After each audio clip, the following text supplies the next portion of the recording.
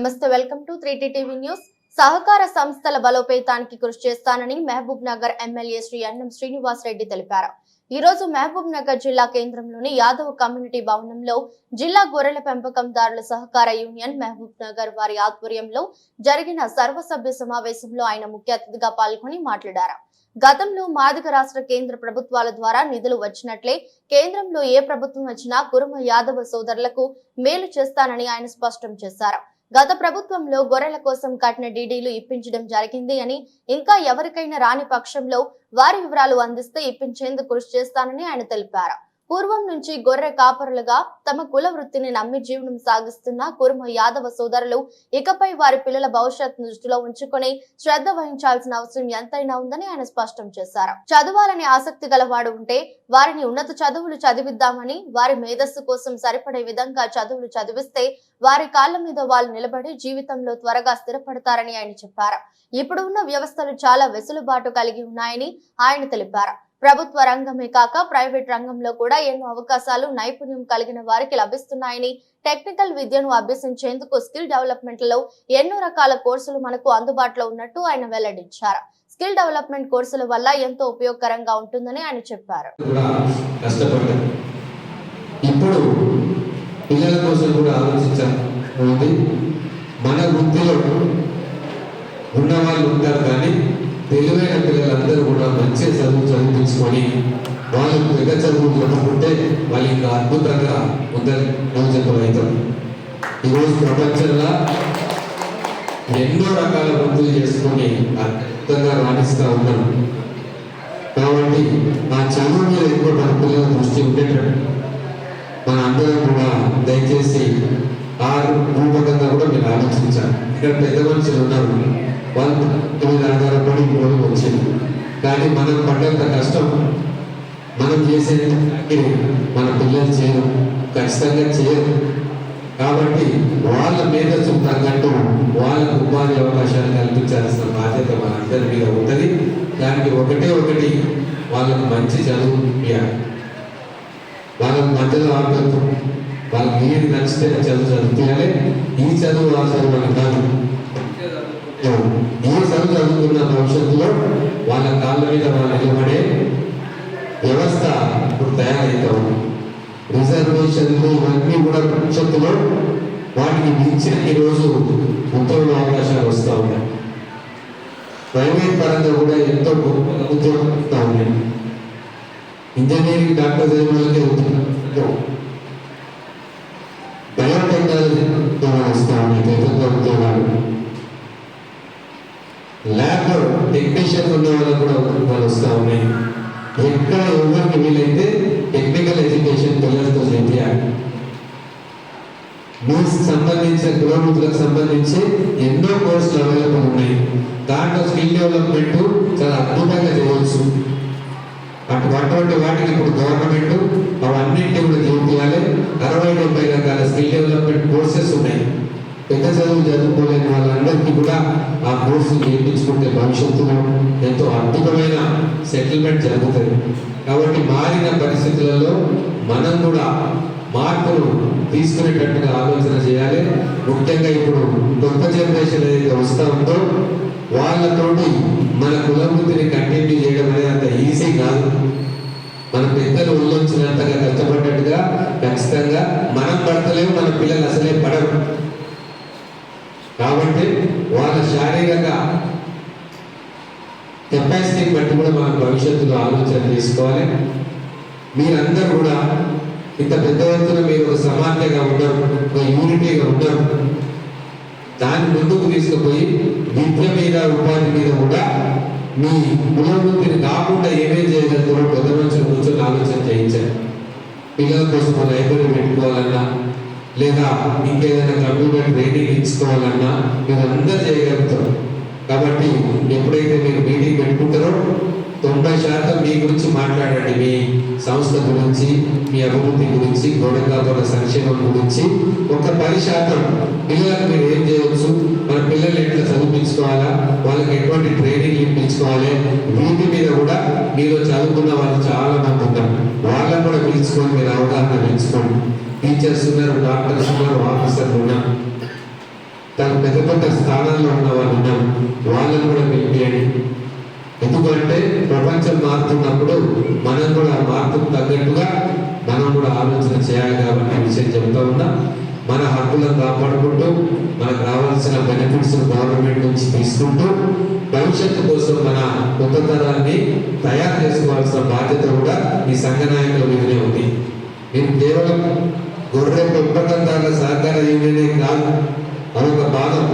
భవిష్యత్తులో మీ పిల్లల్ని ఎట్లా తీర్చిదిద్దుకోవాలనే బాధ్యత కూడా మీ కుల పెద్దలుగా సంఘ నాయకులుగా మీ అందరి మీద ఉన్న బాధ్యత గుర్తుంచుకోవాలని చెప్పి మిమ్మల్ని సవినయంగా కోరుతా ఉన్నా. తర్వాత నా విషయంలో ఖచ్చితంగా పూర్వ యాదవ్ సోదరులకు ఎప్పటికీ కూడా ఏ ఇబ్బంది ఉన్నా కూడా మీ ఇబ్బందులను తీర్చే బాధ్యత నాది అని చెప్పి నేను భావిస్తాను. ఈ విషయంలో కూడా నిరంతరంగా నా దగ్గర గురించి చెప్పుకోవచ్చు. మీ అందరికీ ఫిజికల్గా అందుబాటులో లేకుంటే హైదరాబాద్లో ఉంటే ఫోన్ ద్వారా అందుబాటులో ఉంటా. ఏ ఆఫీసర్ దగ్గరికి పోవాలన్నా ఎవరి దగ్గరికి పోవాలన్నా కూడా తీసుకొని పోతాం.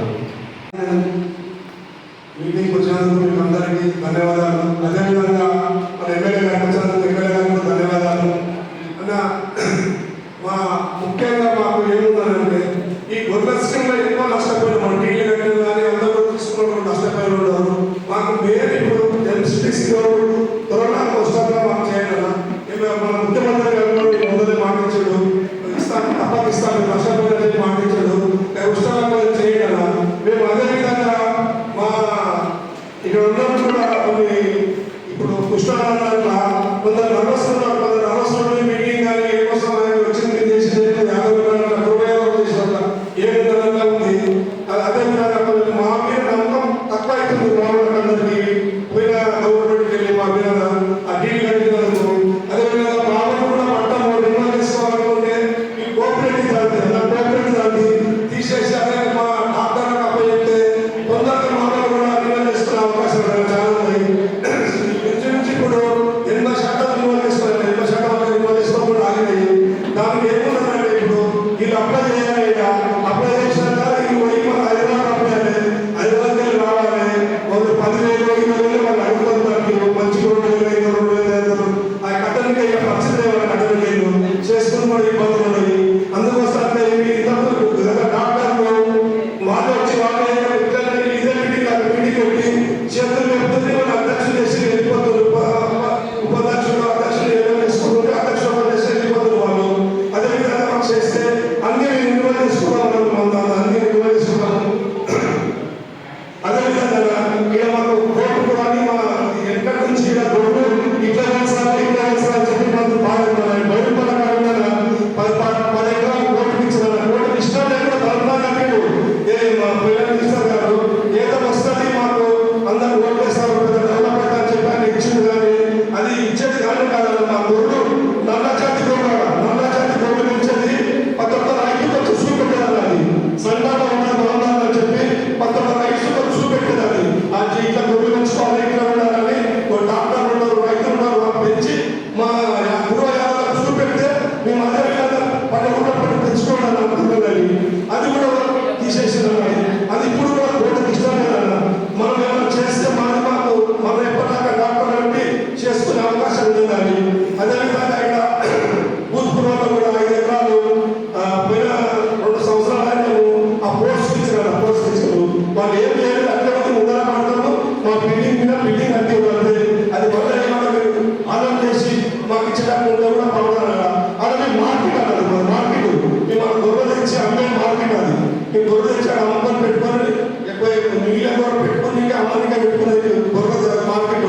అది కూడా పెట్టిస్తే మీకు పేరు ఉంటుంది అన్న. మీకు అందరికీ ఉన్నప్పటికీ మేము యాదవులు అందరం పూర్వ యాదవులు అందరము. అదేవిధంగా ఈ కృషిలు ఈ కరెంటు ఈ 10 లక్షలు దానికి ఇస్తే మీకు మాకు ఇవాళ నేనే తెచ్చుకోవాలి, ఇవాళ మేము పెట్టుకోవాలని చేస్తుంది. ఇది చేసుకుందాం. అది నేను వచ్చినట్టు ఈ దాంట్లో పాత్రగా ఉంటున్నాం అన్న. అదేవిధంగా మీరు వచ్చినందుకు మీకు ధన్యవాదాలు.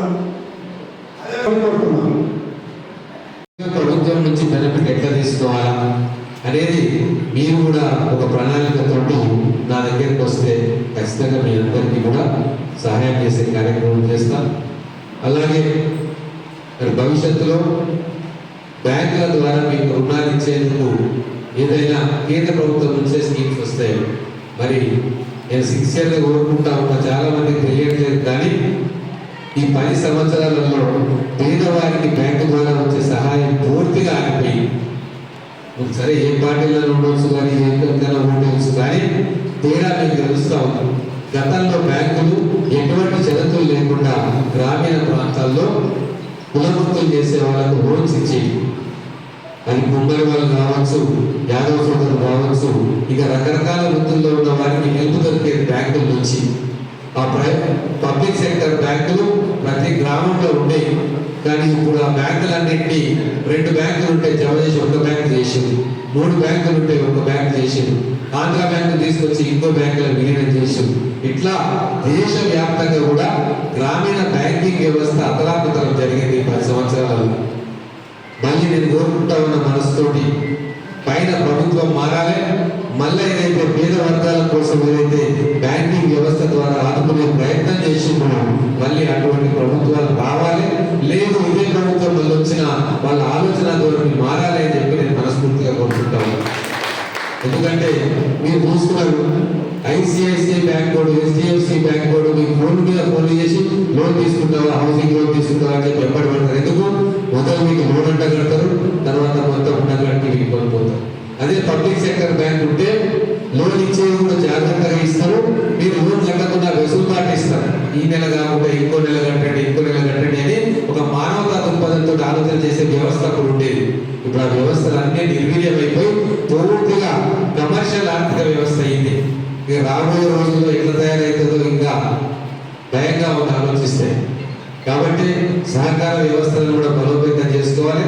ప్రభుత్వం ద్వారా ఈ సహకార వ్యవస్థలకు ఫండింగ్ ఇచ్చే ఏర్పాటు చేసుకోవాలి.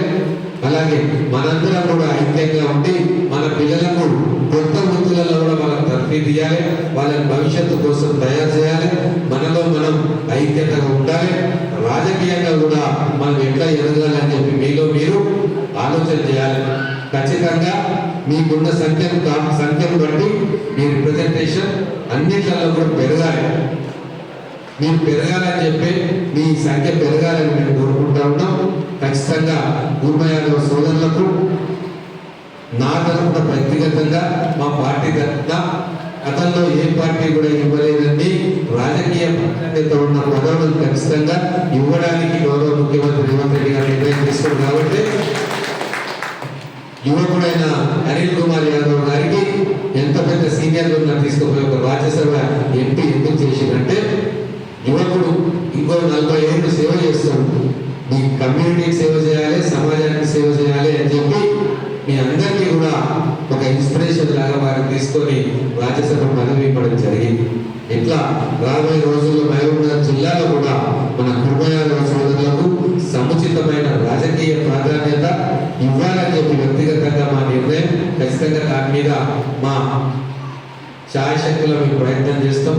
మన మహబూబ్నగర్ పట్టణంలో కూడా ఎటువంటి నామినేటెడ్ పోస్ట్ అయినా ఎలక్షన్లలో అభ్యర్థుల విషయంలో మ్యాక్సిమం వీలైనంత వరకు మా యాదవ సోదరులకు అకామిడేట్ చేసుకునే ప్రయత్నం మేము చేస్తాం. మిగతా వాళ్ళకంటే కూడా ఒక రకమైన ఎక్కువ ఏరియాకి ప్రయత్నం చేస్తాం. అలాగే భవిష్యత్తులో ఖచ్చితంగా ప్రభుత్వ పాఠశాలలో మీ పిల్లలు చదివిపోయండి. ఆ ప్రభుత్వ పాఠశాలలు సక్రమంగా పనిచేసినట్టుగా చూసే బాధ్యత మాది.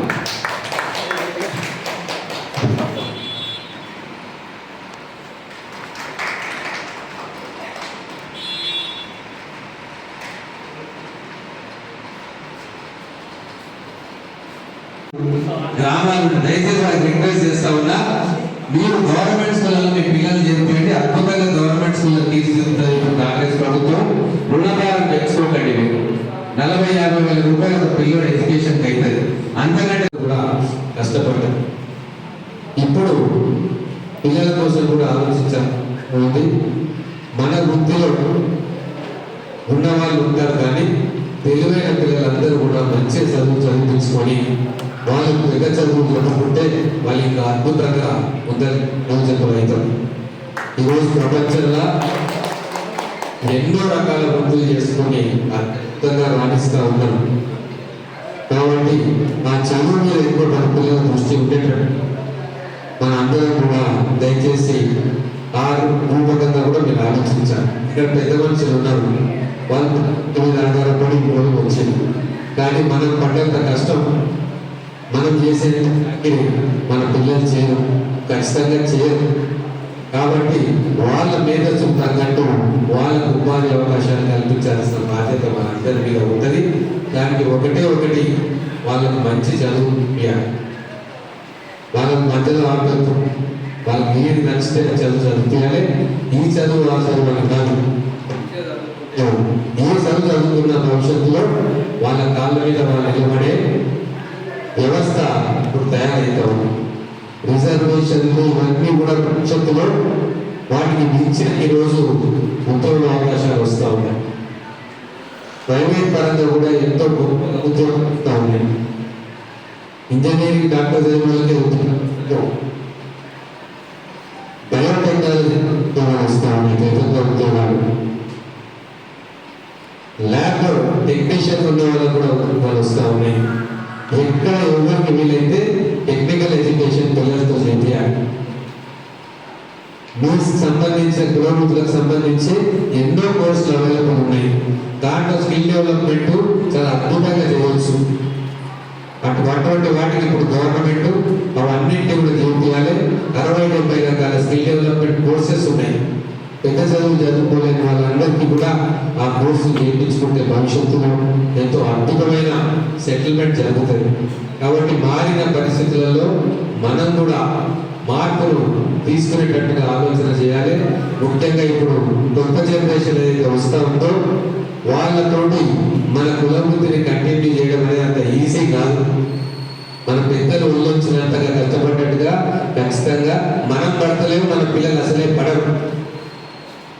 కాబట్టి వాళ్ళ శారీరక కెపాసిటీని బట్టి కూడా మనం భవిష్యత్తులో ఆలోచన చేసుకోవాలి. మీరందరూ కూడా ఇంత పెద్ద ఎత్తున మీరు ఒక సమాఖ్యగా ఉండరు, ఒక యూనిటీగా ఉండరు. దాన్ని ముందుకు తీసుకుపోయి విద్య మీద ఉపాధి మీద కూడా మీ కులవృత్తిని కాకుండా ఏమేం చేయగలుగుతారో పెద్ద మనుషులు కూర్చొని ఆలోచన చేయించారు. పిల్లల కోసం లైబ్రరీ పెట్టుకోవాలన్నా లేదా ఇంకేదైనా కంప్యూటర్ ట్రైనింగ్ ఇచ్చుకోవాలన్నా మీరు అందరూ చేయగలుగుతారు. కాబట్టి ఎప్పుడైతే మీరు మీటింగ్ పెట్టుకుంటారో 90% మీ గురించి మాట్లాడండి. మీ సంస్థ గురించి, మీ అభివృద్ధి గురించి, గోడకాపుర సంక్షేమం గురించి. ఒక 10% పిల్లలకు మీరు ఏం చేయవచ్చు, మన పిల్లలు ఎట్లా చదివించుకోవాలా, వాళ్ళకి ఎటువంటి ట్రైనింగ్ ఇప్పించుకోవాలి, వీటి మీద కూడా మీరు చదువుకున్న వాళ్ళు చాలా మంది ఉన్నారు. వాళ్ళని కూడా పిలుచుకొని మీరు అవగాహన పెంచుకోండి. టీచర్స్ ఉన్నారు, డాక్టర్స్ ఉన్నారు, ఆఫీసర్లు ఉన్నారు, తన పెద్ద పెద్ద స్థానాల్లో ఉన్న వాళ్ళు ఉన్నారు. వాళ్ళని కూడా పిలిపియండి. ఎందుకంటే ప్రపంచం మారుతున్నప్పుడు మనం కూడా మార్పుకు తగ్గట్టుగా మనం కూడా ఆలోచన చేయాలి. కాబట్టి ఈ విషయం చెప్తా ఉన్నా. మన హక్కులను కాపాడుకుంటూ మనకు రావాల్సిన బెనిఫిట్స్ గవర్నమెంట్ నుంచి తీసుకుంటూ భవిష్యత్తు కోసం మన కొత్త తరాన్ని తయారు చేసుకోవాల్సిన బాధ్యత కూడా ఈ సంఘ నాయకుల మీదనే ఉంది. మీరు కేవలం గొర్రె పెంపకందారుల సహకార యూనియనే కాదు, అదొక భాగం. భవిష్యత్తులో మీ పిల్లల్ని ఎట్లా తీర్చిదిద్దుకోవాలనే బాధ్యత కూడా మీ కుల పెద్దలుగా, సంఘ నాయకులుగా మీ అందరి మీద ఉన్న బాధ్యత గుర్తుంచుకోవాలని చెప్పి మీకు మన సవినయంగా కోరుతా ఉన్నా. తర్వాత నా విషయంలో ఖచ్చితంగా పూర్వ యాదవ సోదరులకు ఎప్పటికీ కూడా ఏ ఇబ్బంది ఉన్నా కూడా మీ ఇబ్బందులను తీర్చే బాధ్యత నాది అని చెప్పి నేను భావిస్తాను. ఈ విషయంలో కూడా నిరభ్యంతరంగా నా దగ్గర గురించి చెప్పుకోవచ్చు. మీ అందరికీ ఫిజికల్గా అందుబాటులో లేకుంటే హైదరాబాద్లో ఉంటే ఫోన్ ద్వారా అందుబాటులో ఉంటా. ఏ ఆఫీసర్ దగ్గరికి పోవాలన్నా, ఎవరి దగ్గరికి పోవాలన్నా కూడా తీసుకొని పోతాం. సమస్యలు ఏ ఉందని నా దృష్టికి తీసుకురండి. ఖచ్చితంగా రాష్ట్ర ప్రభుత్వం దృష్టికి తీసుకుపోతా. రేపు బడ్జెట్లో కూడా మీకేమైనా ఈ బడ్జెట్లో మా కోసం ఇది కావాలి అని చెప్పి మీరు చర్చించుకొని నాకు ఏదైనా విషయం చెప్తే నేను తీసుకెళ్ళి ఆర్థిక మంత్రి గారి దగ్గర, గౌరవ ముఖ్యమంత్రి గారి దగ్గర కూడా గట్టిగా దాన్ని వాదించి ఆ బడ్జెట్లలో పెట్టే ప్రయత్నం చేస్తా అని చెప్పి తెలియజేసుకుంటూ నాకు ఈ అవకాశం ఇచ్చిన ఇక్కడికి ఆహ్వానించినందుకు ధన్యవాదాలు తెలుపుతా ఉన్నా. ఆ పేరుతో కొంచెం ఒక పేరుతో పిలిచి చెప్తే మా మామయ్యకు లోన్ పిలిచి పైసా అన్నప్పుడు. అలాగే ఈడీ రషీద్ గారు రషీద్ గారి పిల్లలకి ఇక్కడ మిగతా వాళ్ళందరూ కూడా వెంకటేష్ గారు, సాయి యాదవ్, రమేష్, నర్సింహులు, శ్రీనివాస్ యాదవ్, శ్యామ్ సుందర్, ఇంకా అనేక మంది నాయకులు అందరికీ పేరు పేరున నమస్కారం.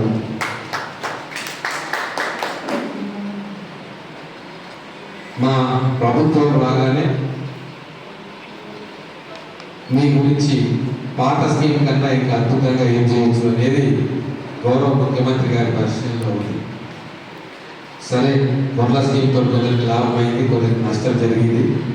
దాంట్లో బయటి వాళ్ళ పాత్ర ఎక్కువై వాళ్ళు కమిషన్ తోటి అది మీ మీద రుద్దే ప్రయత్నం కూడా చాలా చోట్ల చేసింది. మరి అది సక్సెస్ అయిందా, ఫెయిల్ అయిందా, డిపార్ట్మెంట్ స్కీమ్ మీకు ఉపయోగపడుతుందనేది మీ ద్వారా నాకు తెలుస్తావు. కాబట్టి రేపు ఎలక్షన్స్ తర్వాత కేంద్రంలో ఏ ప్రభుత్వం ఉన్నా వారికి ఈ విషయాన్ని తీసుకొని పోయి రాష్ట్రంలో మన ముఖ్యమంత్రి గారి దృష్టి కూడా ఈ విషయాన్ని తీసుకుపోయి ఎన్సిడిసి స్కీమ్ అటువంటి స్కీము అది పెడతారా, అటువంటిది ఇంకో స్కీమ్ ప్రవేశపెడతారా, వాటి వల్ల మన కుటుంబ సోదరులకు లాభం కలిగిందన్న విషయం ఖచ్చితంగా ఢిల్లీలో, హైదరాబాద్లో నేను చెప్తాను. మొన్న కూడా ఇబ్బంది పడతా ఉన్నారు నదో సోదరులు అంటే ముఖ్యమంత్రి గారితో చాలాసార్లు మాట్లాడినా, అసెంబ్లీలో మాట్లాడినా, కలిసినప్పుడు తర్వాత మాట్లాడినా, మన జిల్లాలో పీడీలు వాపసు ఇప్పించే కార్యక్రమం మీదేసుకొని చేసినాం. కానీ దురదృష్టవశాత్తు మన దగ్గర అన్ని క్లియర్ అయిపోయినాయి, అక్కడక్కడ ఒక్కో దగ్గర క్లియర్ కాలేదు. మరి అక్కడ ఉన్న కారణాలు ఏంటనేది మనకు తెలియదు. ఎక్కడెక్కడ క్లియర్